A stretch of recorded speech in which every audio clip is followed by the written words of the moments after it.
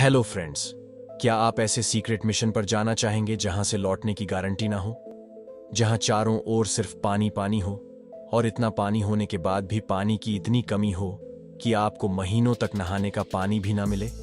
नहीं ना? लेकिन आपको यह जानकर हैरानी होगी कि हमारे देश की सुरक्षा वो वीर जवान जो नेवी में काम करते हैं, वो अपनी जान को जोखिम में डालकर पानी के अंदर कभी ना लौटने के चैलेंज के बावजूद जाते भी है और उस पानी में कई कई दिनों तक रहकर और अपने देशवासियों की सुरक्षा करते हैं। लेकिन अगर आप ये सोच रहे हो कि पानी के अंदर ऐसी कौन सी जगह है जहां ये अपना बसेरा करते हैं, तो मैं आपको बता दूं कि पानी के अंदर सबमरीन में रहकर ये जवान अपने देश की सुरक्षा करते हैं। और आज के वीडियो में इन्हीं सबमरीन्स के अंदर की अनदेखी से दुनिया और इस दुनिया के अंदर रहने वाले हमारे नेवी ऑफिसर्स की अंडर वाटर लाइफ पर पेस्ट है। तो अगर आप बीत जाने के लिए बेताब हैं तो भाइयों और बहनों बने रहो हमारे साथ आज की वीडियो में। Number 1, navy under water survival training method. जब भी हम नेवी की बात करते हैं तो हमें सबसे पहले पानी ही याद आता है, लेकिन इस पानी में सर्वाइव कर पाना कितना मुश्किल होता है, ये बात तो सिर्फ और सिर्फ हमारे जवान ही जानते हैं, जिन्हें इस पानी में सर्वाइव करने के लिए कड़ी ट्रेनिंग से गुजरना पड़ता है। तो सबसे पहले मैं आपको बताता हूं हमारे नेवी के special force unit marine commandos के बारे में, जिनको मार्कोस भी बुलाया जाता है।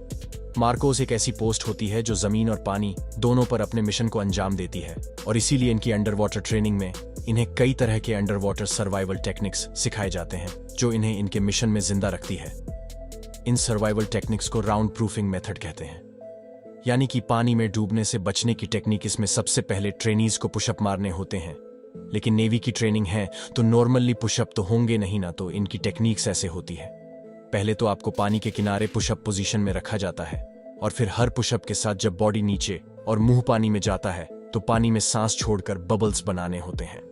अगर बबल्स बने तो ठीक नहीं, तो आप गलत कर रहे हो, जिसके पनिशमेंट में एक साथ 2 से 3 सेकंड पानी में मुंह रखकर आपको रुकना पड़ता है।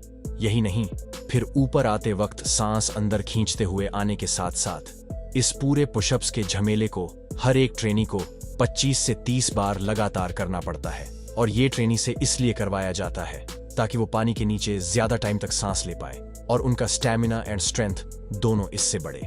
परंतु अपने देश की सुरक्षा के लिए जवानों को सिर्फ कुछ घंटे ही नहीं, कई कई दिन और कई कई महीनों तक पानी में रहने की जरूरत होती है और पानी में सरवाइव करना होता है। और इसी की वजह से तो भारत में इंडियन नेवी के लिए महीनों तक पानी में छुपकर रहने और अपने देश की सरहदों को बचाने के लिए सबमरीन्स को बनाया गया, वो शिफ्ट जिसे आप और मैं हिंदी में पनडुब्बी या जलयान कहते हैं। तो चलो बढ़ते हैं आगे और देखते हैं कि आखिर कैसे हमारे जवान पानी के अंदर इन सबमरीन्स में रहते हैं। नंबर 2, वो Indian navy force leave under water. अब अंडर वाटर की इस सूर राम कहानी को समझने के लिए क्यों ना हम अंडर वाटर नेवी से खुद उनकी जुबानी ही कहानी सुने। तो INS सिंधु कृति, जो सिंधु घोष सबमरीन की 7 डीजल इलेक्ट्रिक सबमरीन है, जिसमें रहने वाले ऑफिसर्स ने खुद अपने एक्सपीरियंस शेयर किए थे, जिसमें उन्होंने यह बताया था कि उनके हिसाब से दुनिया का सबसे मुश्किल काम सबमरीन में सरवाइव करके अपनी ड्यूटी को पूरा करना होता है, क्योंकि कई कई दिनों तक पानी में डूबी हुई सबमरीन्स के अंदर हर वक्त अंधेरा होता है। सूरज की धूप का उजाला न मिलने से रात और दिन में फर्क पता नहीं चल पाता। साथ ही धूप की कमी से कई ऑफिसर्स के अक्सर हाथ पैर तक जकड़ जाते हैं। लेकिन यह तो सिर्फ कुछ ही प्रॉब्लम्स है। मतलब सबमरीन जो एक कम स्पेस वाली जगह होती है और जो 300 फीट समुद्र की गहराई में तैरती है और काम करती है, उसके अंदर एक बार में करीबन 100 लोगों को रखा जाता है। पर 300 फीट यानी अंदर बहुत सारी जगह नहीं होती, क्योंकि एक सबमरीन के अंदर कई सारी मशीनरी जबी होती है और इन्हीं मशीनरी की वजह से सबमरीन के अंदर बने जवानों के ट्रेन कंपार्टमेंट में बने सीट से भी ज्यादा छोटे होते हैं। और यहाँ की मशीनों के लगातार चलते रहने से जनरेट होने वाली गर्मी इतनी ज्यादा होती है कि कभी कभी चैन की नींद पाने के लिए ऑफिसर वहां सो जाते हैं जहां मिसाइल और बम रखे होते हैं, क्योंकि यह इकलौती ऐसी जगह होती है जो ठंडी होती है। पर इन्हें सोने की यह जगह मिल भी गई तो क्या होगा, क्योंकि इन ऑफिसर्स के पास काम इतना ज्यादा होता है कि इन्हें सोने के लिए मुश्किल से 4 से 5 घंटे ही नसीब होते हैं। लेकिन अगर आपको लगता है कि सोना इसके ओनली प्रॉब्लम, तो जरा सा गौर मेरी इस बात पर भी फरमाए कि इन्हें बाथरूम ब्रेक सिर्फ और सिर्फ 2-3 मिनट के लिए ही मिलते हैं, जिसमें इन्हें ब्रश करना, मुंह धोना और अपने आप को हल्का फुल्का करना होता है।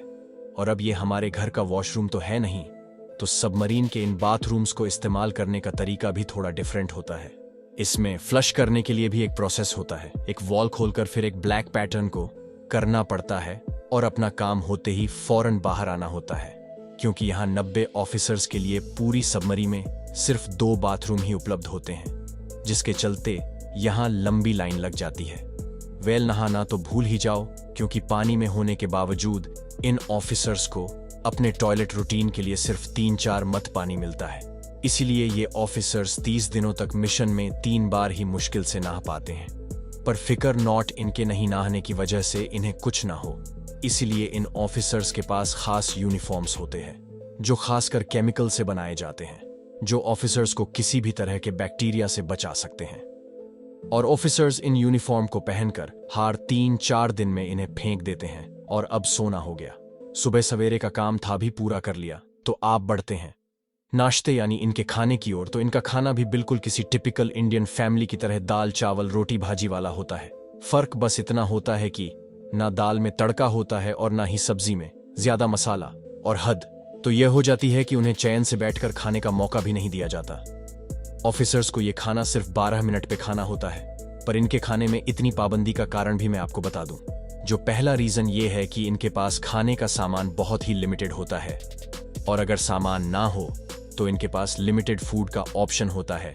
जिसके बाद आता है दूसरा रीजन, यानी ये खाना बिना तड़के से इसलिए बनाया जाता है ताकि खाने से ज्यादा धुआं ना उठे, क्योंकि सबमरीन में मौजूद रूम्स से, जिससे बैटरी रूम्स कहते हैं और जिसमें 100 से भी ज्यादा बैटरीज होती है, उसके लिए एक छोटी सी चिंगारी भी काफी होती है पूरे के पूरे सबमरीन को ब्लास्ट करने के लिए, समझे। इसलिए सारे ऑफिसर्स हर वक्त काफी अलर्ट रहते हैं। अपने देश की खातिर अपनी जान को हथेली पर लेकर सबमरीन में रहने वाले इन ऑफिसर्स का मिशन 1 से 3 महीनों तक का होता है, जिसके चलते बाहरी दुनिया से यह पूरी तरह अनजान रहते हैं। इन ऑफिसर्स के महीनों के मिशन से लेकर अलग अलग शेप पर नजर रखने के लिए सबमरीन में खास टेक्नोलॉजी इंस्टॉल की गई होती है, जिसे सोनार कहते हैं, जो एक तरह का हाइड्रोजन सी sound navigation and ranging equipment होता है, जिससे आप सबमरीन के कान कह सकते हो। ये 2 तरह से काम करती है। एक सबमरीन एक्टिव सोनर का इस्तेमाल करती है, जिसमें सबमरीन से निकली हुई साउंड वेव्स दूसरी शिप से टकराती है और सबमरीन को पता चल जाता है कि दूसरी शिप कहां पर है। और दूसरा तरीका है पेशिव सोनर का, जिसमें दूसरी शिप से आने वाले इंजन, पंप्स वगैरह की आवाजों को ध्यान से सुना जाता है, जिससे उनकी लोकेशन का सही अंदाजा सबमरीन को हो जाता है। यही वजह है कि दुश्मन शिप को ट्रैक करने और पहचानने वाले इस सिस्टम को सोल ऑफ शिप भी कहते हैं, जहां हर एक छोटी से छोटी साउंड को रिकॉर्ड किया जाता है और इंटरप्रेट किया जाता है। Number 3, under water safety measures.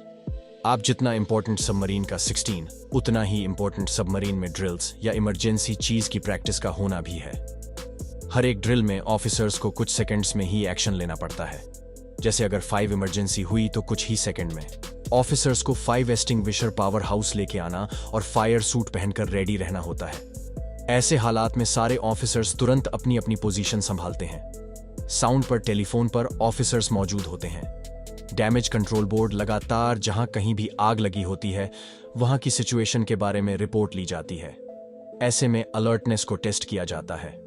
Fire drill हो या कोई भी ड्रिल हो, जैसे ही वो शुरू होती है सबसे पहले उसको सील किया जाता है जहां प्रॉब्लम है, और फिर अंदर मौजूद लोग सिचुएशन को कंट्रोल करने की कोशिश करते हैं। और फायर के केस में जब आग फायरफॉक्स फायरों से काबू में नहीं आती, तो ऐसे में ऑफिसर्स को फ्रेंड गैस का इस्तेमाल करना पड़ता है, जो आग को रोकने के लिए एक बेस्ट अल्टरनेटिव होता है, क्योंकि ये ऑन ऑक्सीजन के फ्लो को रोक देता है, जिससे आग बहुत ही जल्दी बूझने लगती है। और ऐसा करके सबमरीन में आई इमरजेंसी सिचुएशन को कंट्रोल में लाया जा सकता है। उसके बाद सबमरीन ऑफिसर्स फिर अपने काम पर लग जाते हैं। अब ये देखकर आप तो ये समझ ही गए होंगे कि सबमरीन की लाइफ कितनी जोखिम भरी होती है। Number 4, biggest submarine of Indian navy. आओ बात करते हैं कि ऐसी सबमरीन की जो इंडिया की सबसे बड़ी सबमरीन कहलाती है। और इंडिया की सबसे बड़ी सबमरीन का नाम INS अरिहंत रखा गया है, और यह हमारे देश की पहली न्यूक्लियर पावर्ड सबमरीन है, जिसके मोस्ट अपग्रेडेड वर्जन को 2018 में PM मोदी ने देश को सौंपा था। और हमारे देश के लिए ये बहुत ही बड़ी बात है। INS अरिहंत इंडिया की ऐसी पहली सबमरीन है जो हवा, पानी और जमीन तीनों लेवल की सुरक्षा करने में माहिर है।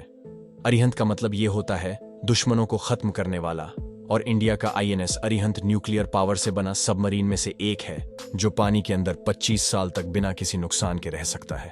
लेकिन ऐसे न्यूक्लियर पावर शिप्स में भी 90 दिन से ज्यादा दिन का खाना और सामान नहीं जा पाता। यही वजह है कि इन सबमरीन्स के ऑफिसर्स इनके अंदर 3 महीने तक ही रहते हैं। तो देखा आपने कैसे इंडियन नेवी पानी में 300 फीट नीचे जाकर सबमरीन की थोड़ी सी जगह के अंदर रहते हैं, जहां ठीक से सोने से लेकर खाने, नहाने, हर चीज की प्रॉब्लम और पाबंदियां होती है। पर इन सारी पाबंदियों और मुश्किलों के बाद भी इंडियन नेवी देश की सुरक्षा में कोई कमी नहीं आने देती। तो भाई, नौजवानों के साथ साथ हमको भी सराहा जाए ये सारी जानकारियां देने के लिए, लेकिन तालियों से नहीं, और एक लाइक, शेयर और सब्सक्राइब से दोस्त। साथ ही कुछ शब्दों में कमेंट करके ये भी बताओ कि सबमरीन के अंदर के सफर में आपको कौन सी चीज हटके लगी है। फिर मिलेंगे। जय हिंद।